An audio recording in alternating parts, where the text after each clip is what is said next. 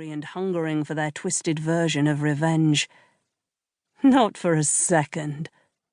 Talyn chuckled, sparing him a glance before returning his focus to where Cuinn's leg had been broken in 2 places.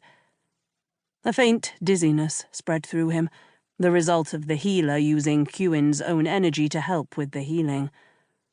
Unlike other winged folk abilities, healing magic drew upon both the practitioner and the patient. It could be dangerous for both. "What's the prognosis? Amputation?" He managed to smile. "Not at all. In fact, the bones are beginning to knit together nicely. Soon I'll need you to get up on your feet to start rebuilding the strength in your legs." A heavy silence fell over the room. Talyn had spoken casually, gaze still on Cuinn's leg, but there had been a time when they both doubted Cuinn would ever walk again. "What you've done for me." Talyn waved a hand. "My job is to protect you, Prince Cuinn." "I saw something. After I was caught in the rockfall." He frowned, trying to put words to his experience. "It felt like I went somewhere, as crazy as that sounds.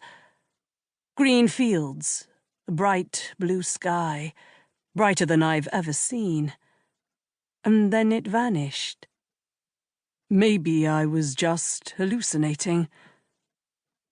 "You weren't," Talyn said softly. "I was fortunate to be able to bring you back from there. That place exists very close to death."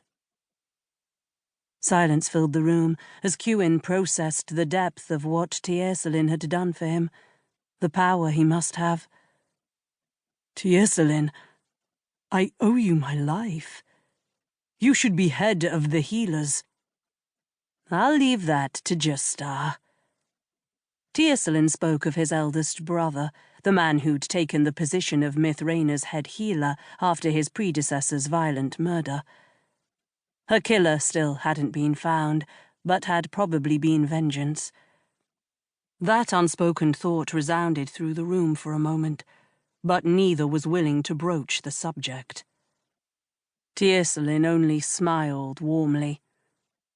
"I'm a wolf." Cuinn sagged back against the pillows, shifting in a vain attempt to get comfortable. Lying in bed so long meant that apart from the constant pain, there was also the growing discomfort of being unable to move or exercise. But Talyn had just told him he would walk again.